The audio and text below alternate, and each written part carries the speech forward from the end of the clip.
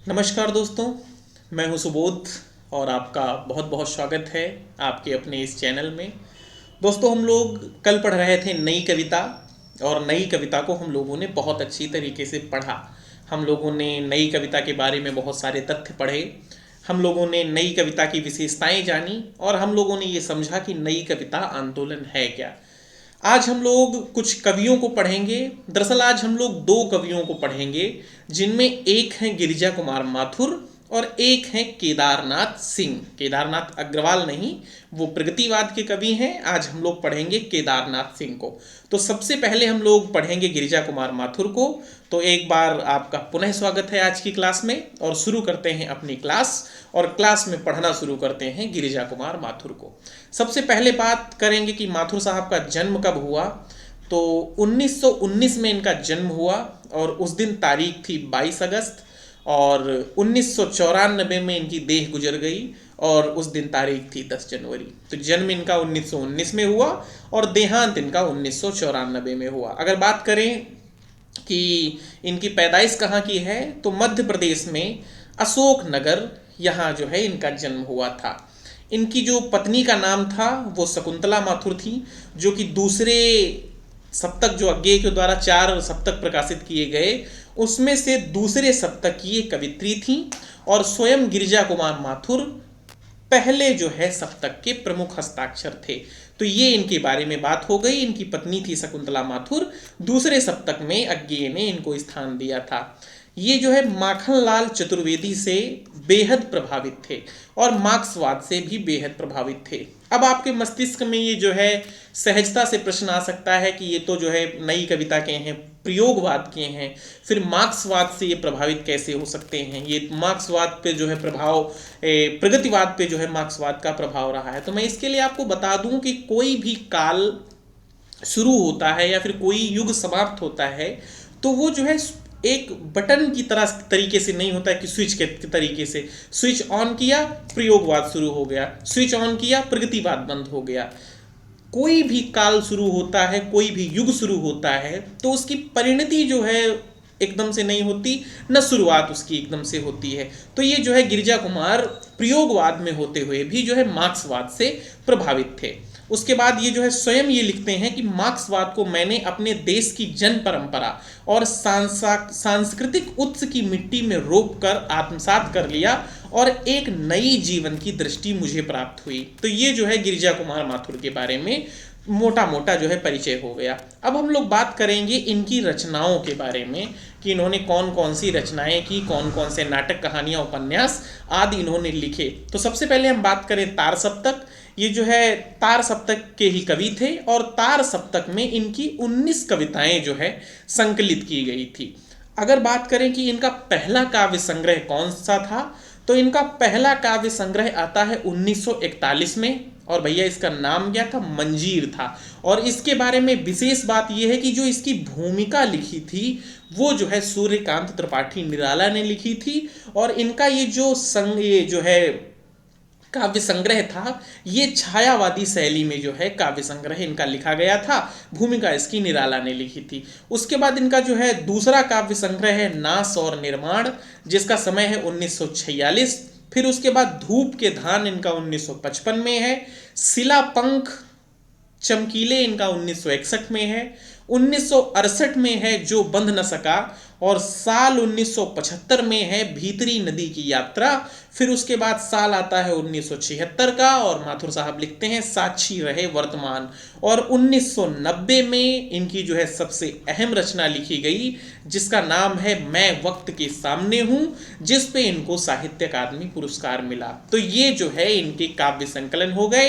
एक बार फिर से हम जो है रिपीट करेंगे। पहला काव्य संग्रह 1941 में मंजीर, 1946 में नाश और निर्माण, 1955 में धूप के धान, 1961 में शिलापंख चमकीले, 1968 में जो बंध न सका और 1975 में भीतरी नदी की यात्रा और 1976 में साक्षी रहे वर्तमान। और सबसे इंपॉर्टेंट रचना, बेहद इंपॉर्टेंट रचना है इनकी ये कौन सी, मैं वक्त के सामने हूं, जिस पे इनको साहित्य अकादमी पुरस्कार भी दिया गया। तो ये इनके हो गए काव्य संकलन। बढ़ते हैं आगे, अब हम बात करेंगे इनके खंड काव्यों की।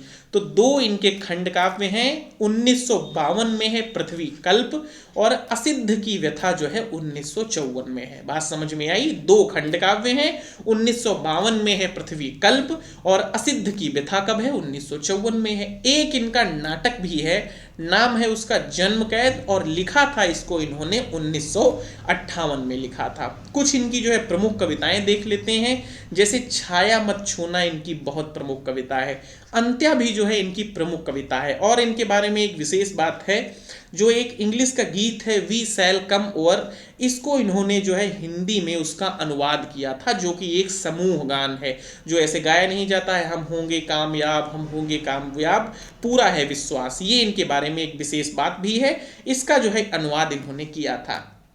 इनकी जो है एक आलोचनात्मक रचना है, और उसका नाम है सीमा और संभावनाएं, और गगनांचल पत्रिका का इन्होंने संपादन किया था। तो ये जो है गिरिजा कुमार माथुर के बारे में बातें हो गई। अब हम लोग बात करेंगे केदारनाथ सिंह के बारे में। तो केदारनाथ सिंह के बारे में मैंने पहले ही आपको बता दिया। बहुत ज़्यादा इनकी जो है रचनाओं में या फिर इनके तथ्यों में बहुत ज़्यादा कन्फ्यूजन होती है केदारनाथ अग्रवाल की। तो केदारनाथ अग्रवाल दूसरे हैं, वो जो है प्रगतिवाद के कवि हैं। 1911 में उनका जन्म हुआ था। छायावादोत्तर पंत भी उनको कहा जाता था, और जिनका पहला काव्य संकलन जो है युग की गंगा था। लेकिन ये जो है केदारनाथ सिंह है। तो दोनों में विभेद आप जो है बनाए रखिएगा। ये नहीं है कि रचना आती है केदारनाथ सिंह की और आप सीना ठोंक के जो है केदारनाथ अग्रवाल पे उसको टिक कर दें। खैर, हम लोग पढ़ना शुरू करते हैं केदारनाथ सिंह को। तो केदारनाथ सिंह का जो जन्म हुआ था वो 1934 में हुआ था, और अभी कुछ साल पहले जो है इनकी देह गुजर गई 2018 में। और जन्म की जो तारीख थी वो 7 जुलाई थी, और देहांत की जो तारीख थी वो 19 मार्च थी। इनका जन्म स्थान जो है वो जो है उत्तर प्रदेश में एक जिला पड़ता है बलिया, और बलिया के चकिया गांव में इनका जन्म हुआ था। और ये जो है तीसरे शतक के प्रमुख कवि थे, तीसरे शतक के बेहद प्रमुख कवि थे ये। और अगर हम बात करें इनके उपनामों के बारे में, तो इनको जो है मिट्टी और गंध का कवि नामवर सिंह ने कहा। बिल्कुल, इनकी जो एक तरीके से यात्रा रही है, इंसान जो है गांव से शहर की तरफ बढ़ता है, लेकिन जो इनकी यात्रा रही, ये जो है गांव से शहर गए और शहर से फिर पुनः गांव आ गए। तो इनकी यात्रा जो है उसमें जो है शहर का भी अनुभव है और गांव की मिट्टी की सुगंध भी है, तो इसीलिए नामवर। और अगर आप जो है इनकी रचनाओं को पढ़ेंगे तब आप देखेंगे कि नामवर सिंह ने जो इनको उपनाम दिया वो बिल्कुल सही है। इनको विशिष्ट शब्दार्थों का कवि भी कहा जाता है। बच्चन सिंह ने इनको बिंब का कवि कहा है, और इनको बिंब विधान और शिल्प विधान का अपूर्व कवि कहा जाता है।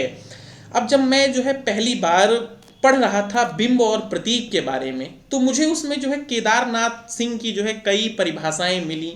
तो मैंने ये सोचा कि जो है ये चक्कर क्या है कि एक कवि जो है बिंब पे परिभाषाएं कैसे देता है। तो मैंने उसको रिसर्च किया। तो जो इन्होंने अपनी पीएचडी किया था, शोध किया था, वो आधुनिक हिंदी में बिंब विधान पे किया था, और बिंब के मामले में इन्होंने हिंदी साहित्य में बहुत अच्छा काम किया। और ये जो इनकी पीएचडी हुई थी वो आचार्य हजारी प्रसाद द्विवेदी के सानिध्य में हुई थी, और बिंब को इन्होंने बहुत अच्छी तरीके से समझाया है। बिंब और प्रतीक की एक क्लास मैंने भी बनाई है, जिसका लिंक आपको डिस्क्रिप्शन में मिल जाएगा, वहां से जाके आप उस क्लास को देखिए। बहुत बेहतर क्लास है। इन्होंने बिंब की परिभाषा भी थी है एक, तो मैंने बिंब की परिभाषा आपके सामने रख दी है। बिंब तो आप समझ रहे होंगे, बिंब का मतलब इमेज।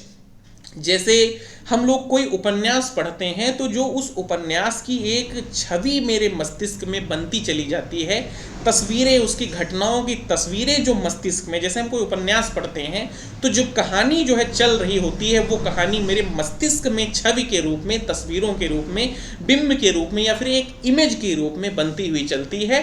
उसी को क्या कहते हैं? बिंब कहते हैं। खैर, बिंब आज का विषय नहीं है, लेकिन अगर बिंब की आपको क्लास देखनी है तो इसका लिंक नीचे है, या फिर चैनल की आप प्लेलिस्ट में चले जाइए।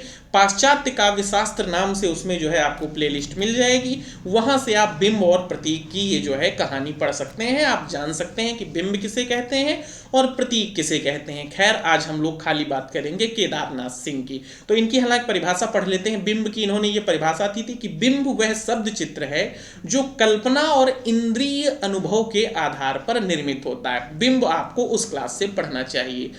2013 में जो है इनको ज्ञानपीठ दिया गया संपूर्ण साहित्य के लिए। ये इनकी बात हो गई। अब हम लोग बात करेंगे इनके रचना संसार के बारे में कि इनकी कौन कौन सी रचनाएं हैं। तो सबसे पहले बात कर ली जाए इनके काव्य संकलनों के बारे में। तो देखिए ये तीसरे तार सप्तक के कवि हैं। तो तीसरे तार सप्तक में इनकी जो है 16 कविताओं को जो है स्थान मिला था। काव्य संग्रह जो इनका पहला काव्य संग्रह है वो 1960 में आता है और नाम क्या है, अभी बिल्कुल अभी। ये इनका पहला काव्य संग्रह है। ये इनका पहला काव्य संग्रह है और उसके तकरीबन 2 दशक बाद यानी कि 20 साल बाद इनका दूसरा काव्य संग्रह आता है जमीन पक रही है। उसके बाद 1983 में इनका काव्य संग्रह है यहाँ से देखो। इसमें एक बेहद फेमस कविता है, कविता क्या है। अगर बात करी जाए कविता क्या है, निबंध किसका है, तो रामचंद्र शुक्ल का है। लेकिन अगर बात करें कि कविता क्या है, कविता किसकी है, तो केदारनाथ सिंह की है। ये जो है फैक्ट आप लोग याद रखिएगा कि कविता क्या है, कविता किसकी है, वो केदारनाथ सिंह की है। शायद आपने वो कविता कभी पढ़ी भी हो जिसकी जो है आखिरी लाइनें कुछ इस प्रकार से हैं कि मैंने जब जब रामचंद्र शुक्ल को सोचा उनकी मूछें याद आईं। इस तरीके से वो कविता है। बनारस इनकी जो है बहुत प्यारी कविता है और बहुत ज़्यादा इंपॉर्टेंट कविता है और बनारस कविता आपको पढ़नी चाहिए। अगर आप जो है कभी काशी या बनारस गए हैं या आपको बनारस से मोहब्बत है फिर तो आपको ये कविता जरूर पढ़नी चाहिए। 1988 में ये अपना महत्वपूर्ण संकलन लिखते हैं जिसका नाम है अकाल में सारस और उसके एक साल बाद यानी 1989 में इनको इसी रचना पे साहित्य अकादमी पुरस्कार से भी नवाजा जाता है। 1995 में इनका उत्तर कबीर और अन्य निबंध है। बाघ इनकी बहुत प्रमुख लंबी कविता है जो 21 खंडों में विभक्त है। 2005 में इनका टॉलस्टॉय और साइकिल है और एक रचना सृष्टि और पहरा जिसको इन्होंने लिखा था 2005 में, लेकिन वो जो है प्रकाश में आती है या प्रकाशित की जाती है 2014 में। तो ये इनके काव्य संकलन हो गए। एक बार और रिवाइज कर लें। आप स्क्रीन को देखिए, मैं पढ़ रहा हूं और इसी बहाने रटने की कोशिश कीजिए। 1960 में इनका है अभी बिल्कुल अभी, जमीन पक रही है 1980 में, यहां से देखो 1983 में। इस रचना को नहीं भूलना है। अकाल में सारस कब है, 1988 में। ठीक है, इस पे साहित्य अकादमी इनको 1989 में मिला। उत्तर कबीर और अन्य रचनाएं 1995 में। बाघ इनकी लंबी कविता है, समय है इसका 1996 और 21 खंडों में ये विभक्त कविता है। टॉलस्टॉय और साइकिल 2005 में, सृष्टि और पहरा 2005 में इन्होंने लिखी थी, लेकिन उसको जो है प्रकाशित किया जाता है 2014 में। तो ये जो है इनके हो गए काव्य संकलन। अब हम लोग बात करेंगे इनकी आलोचनात्मक रचनाओं की। तो आलोचनात्मक रचनाओं में इनकी एक रचना है कल्पना और छायावाद। कौन सी रचना, कल्पना और छायावाद। और एक जो है इनकी और रचना है आधुनिक हिंदी कविता में बिंब विधान। दरअसल ये इनका जो है शोध का जो है टॉपिक था, तो इस पे इनकी थीसिस थी। तो यही जो है इन्होंने बिंब के क्षेत्र में काम भी बहुत अच्छा किया और अभी हम लोगों ने पढ़ा भी। हजारी प्रसाद द्विवेदी जो है इनके गाइड रहे होंगे। उनके सानिध्य में, उनके मार्गदर्शन में इस टॉपिक पे उन्होंने अपनी पीएचडी पूरी की थी। इनकी संपादित रचना जो है ताना बाना के नाम से है और इनकी जो संपादित पत्रिकाएं हैं वो कविता दशक है, साखी है और सबद है। इन पत्रिकाओं का इन्होंने संपादन किया। इनकी कुछ प्रमुख कविताएं भी हैं जिनमें बनारस मैंने अभी बात की, फिर मुक्ति है, अकाल में दूब है और अकाल में सारस भी है और काली मिट्टी, ये जो है एक साथ रखिए, काली मिट्टी। ठीक है, फिर फर्क नहीं पड़ता, ये भी इनकी बहुत ज़्यादा इंपॉर्टेंट रचना है। मैंने पढ़ी, मजा आ गया रचना पढ़ के, आप भी पढ़िए, बहुत अच्छी रचना है।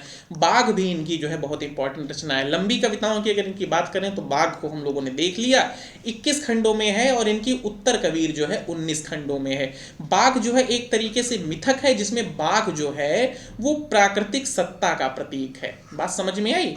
जिसमें बाघ, अगर आपसे प्रश्न किया जाए कि बाघ कविता में बाघ किसका प्रतीक है, तो बाघ कविता में बाघ जो है प्राकृतिक सत्ता का प्रतीक है। तो इन दो कवियों को हम लोगों ने पढ़ लिया।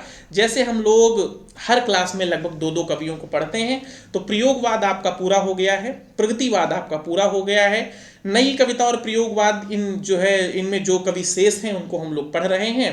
तो आज की क्लास ये थी। उम्मीद करते हैं आपको जो है समझ में आई होगी और पसंद आई होगी। अगर क्लास आपको पसंद आई है तो ये जो है अपना चैनल, इसको आप जो है लाइक सब्सक्राइब करें, और क्लास अगर आपको पसंद आई है, सच में पसंद आई है, तो इसको जरूर लाइक करें। तब तक आप अपना ध्यान रखें, अपनों का ध्यान रखें। आज 2023 समाप्त हो रहा है, तो इसकी पूर्व संध्या पे आगामी नव वर्ष की आपको बहुत बहुत हार्दिक शुभकामनाएं। धन्यवाद।